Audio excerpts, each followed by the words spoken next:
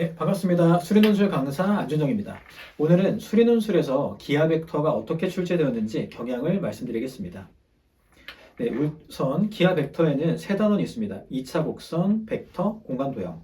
그래서 포물선, 타원, 쌍곡선이 2차 곡선이고, 네, 어떤 내용들이 출제됐냐면, 네, 방정식이 주어졌을 때 초점, 준선, 접선이 무엇이냐, 네, 타원이 주어졌을 때 장축, 단축, 초점, 접선이 무엇인가, 쌍곡선이 주어지고 주축, 초점, 접선이 무엇인가 이런 문제들이 많이 출제됐습니다. 그러니까 굉장히 이제 기본적인 개념 문제들이 기하 벡터에서는 많이 출제됐다라고 보시면 되고, 네, 벡터도 굉장히 강세가 있었는데 합차 실수배 그리고 내적 벡터 방정식 파트에서 역시 이제 기본 개념 문제들, 내적이 무엇인가, 성분으로 계산 어떻게 하는가, 그 다음에 벡터 방정식은 이제 직선의 방정식을 벡터의 형식으로 나타내는 것, 네, 들이 출제가 되었고, 네, 공간 도형에서는 평면과 직선의 관계, 평면과 평면, 평면과 직선, 직선의 위치 관계 등이 나왔고, 네, 정사형도 많이 출제되었습니다. 특히 이제 넓이 공식, 네, 정사형 넓이 공식이 많이 출제되었고, 네, 학교에 따라서는 보통 이제 2차 곡선 벡터까지가 많이 출제됐지만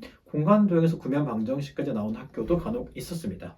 네, 기하 벡터는 대부분의 학교에서 기본 개념을 묻는 쉬운 문제가 많이 출제되었고, 네, 최상위 학교 중 연대 정도는 이제 벡터 파트도 좀 난이도가 심도 있게 나왔습니다.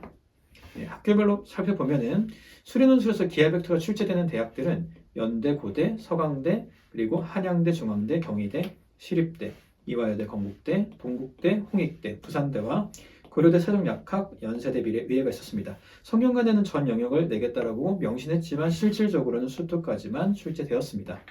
자, 이 대학들이 이제 구체적으로 어떻게 출제되는지 보시면 연세대는 네, 2025년부터 2022년까지 총 한 5번의 시험 중에서 2025년에는 타원 그리고 벡터 파트에서 굉장히 많이 5문제가 출제됐습니다. 그래서 이 5개년 5번의 시험을 보시면 2차 곡선 한 문항 그리고 벡터 15문항이 나왔죠.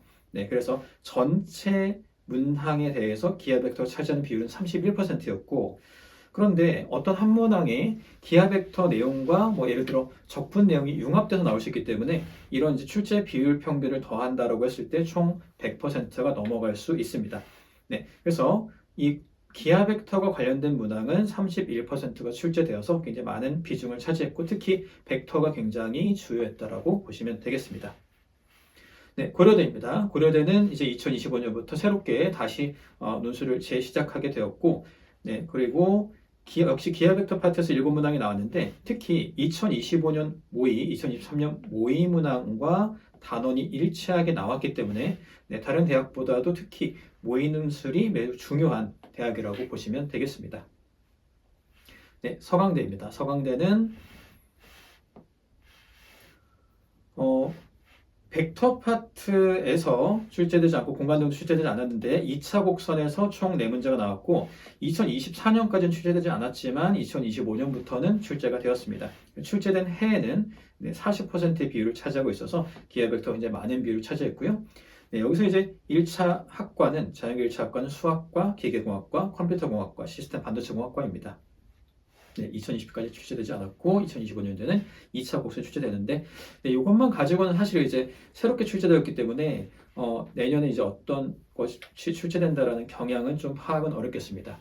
네, 그다음 한양대고요. 한양대는 2차 곡선 파트에서 총 3문항 출제되었고, 그 다음 벡터 파트에서 2문항, 공간 도형에서도 6문항이 출제되어서 공간 도형이 가장 많이 출제되었고 전 영역이 골고루 출제되었다라고 보시면 되겠습니다.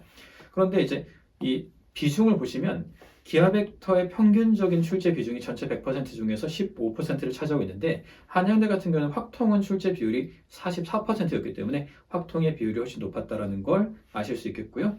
네, 그리고 한양대는 3단원 공간 도형에서 정사형이 가장 많이 출제돼서 중요한 단원이라고 보시면 되겠습니다. 네, 그 다음 중앙대입니다. 중앙대는 2차 곡선에서 5문항, 벡터에서 3문항, 공간 도형에서 3문항이 출제되어서 전 영역이 골고루 출제되었고, 2022년부터 2025년까지 2023년을 제외한 해에는 모두 기하 벡터가 출제되었기 때문에 정확하게 이제 기하 벡터까지 대비를 하시고 가시면 되겠습니다. 네, 그래서 기하 벡터는 이 전 영역이 출제된 학교들도 난이도는 좀 쉽게 출제되었다라고 판단을 하시면 되겠고요.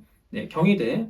네, 경희대 마지막으로 이제 2차 곡선 두 문항, 벡터 두 문항, 그리고 공간 도형 두 문항이 출제되었고 배점 평균적으로 30% 문항이 출제되었습니다.